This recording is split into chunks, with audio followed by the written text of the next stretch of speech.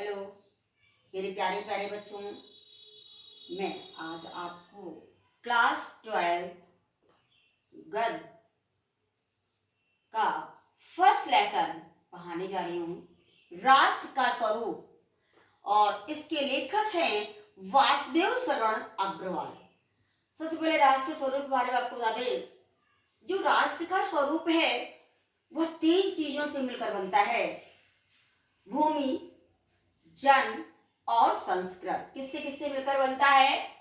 भूमि, जन और संस्कृति। हमारे राष्ट्र का स्वरूप तभी होगा जब हमारी ये तीनों चीजें उसमें मिली होंगी। तीनों चीजों का होना आवश्यक है। इसमें से अगर एक भी चीज नहीं रही तो हमारे राष्ट्र का स्वरूप नहीं बन पाएगा। तो ये समझ में आ गया, भूमि आवश्यक है, भूमि के बाद जन आवश्यक है और जन के बाद उनकी संस्कृति आवश्यक है। तो ये 3 चीजें जब मिलती हैं तो राष्ट्र का स्वरूप बन जाता है। ठीक है, तो आज हम उसका एक पैराग्राफ आपको पढ़ के बता रहे हैं और उसके कुछ क्वेश्चन हैं, उसका हम आंसर भी आपको बताएंगे। इस पैराग्राफ को बहुत अच्छे से आप लोग पढ़ लेंगे। ये जो पैराग्राफ है वो 10 नंबर का आता है। अगर हम इसको अच्छे से पढ़ लेंगे तो हम 10 नंबर आप पूरे पा सकते हैं। तो हम शुरुआत करते हैं। भूमि का निर्माण देवों ने किया, वह अनंत काल से है। उसके भौतिक रूप, सौंदर्य और समृद्धि के प्रति सचेत होना आवश्यक कर्तव्य है।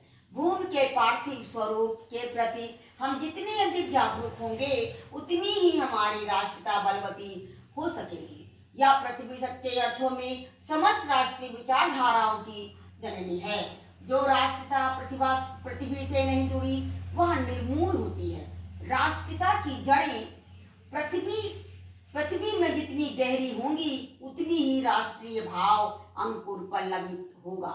इसलिए पृथ्वी के भौतिक स्वरूप की जानकारी प्राप्त करना हमारा परम कर्तव्य है। तो ये हमने एक पैराग्राफ पढ़ा। देखिए, भूमि का निर्माण किसने किया? देवों ने किया। और कब से किया इसके बारे में कोई नहीं जानता है। अनंत काल, जिसका कोई समय निर्धारित नहीं है। और देखिए, उसके भौतिक स्वरूप और सौंदर्य समृद्धि के प्रति हम लोगों को सचेत होना चाहिए। अपने पृथ्वी के प्रति, उसके सौंदर्य के प्रति, उस पर हम लोगों को सचेत होंगे तभी हम हमारा जो राष्ट्र है या जो राष्ट्रीयता है वो बलवती हो सकेगी। और देखिए, भूमि के पार्थिव स्वरूप के प्रति हम जितनी ज्यादा जागरूक होंगे उतनी ही हमारी राष्ट्रीयता बलवती होती है। यह पृथ्वी सच्चे अर्थों में सभी विचारधाराओं की जननी है। और आगे देखिए, जो राष्ट्रता पृथ्वी से जुड़ी नहीं वह निर्मूल होती है, बेकार होती है, उनका कोई भी अर्थ नहीं होता है।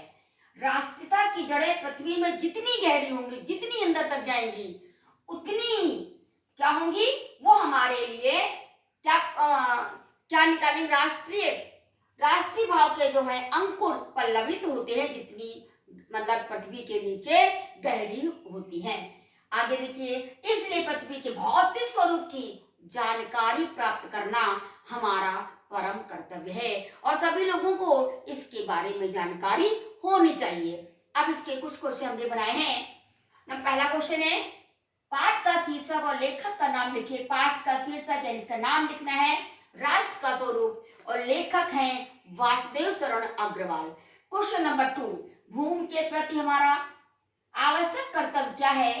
भूमि के प्रति हमारा आवश्यक कर्तव्य है कि हम इसके सौंदर्य के प्रति सचेत रहें। फिर है, हमारी राष्ट्रता बलवती कब होगी? जब हम पृथ्वी के गौरवपूर्ण अस्तित्व के प्रति जितना अधिक सचेत होंगे या रहेंगे, हमारी राष्ट्रता उतनी बलवती होती है। भूमि का निर्माण किसने किया? अभी मैंने आपको बताया, भूमि का निर्माण देवों ने किया था। पृथ्वी और आद्योपांत का क्या अर्थ है? पृथ्वी का अर्थ होता है पृथ्वी संबंधी जानकारी और आद्योपांत का अर्थ है आदि से अंत तक। तो ये था हमारा पैराग्राफ। इसको आप लोग बहुत ध्यान से पढ़ेंगे, समझेंगे और तभी आप इसके आंसर को लिख सकते हैं।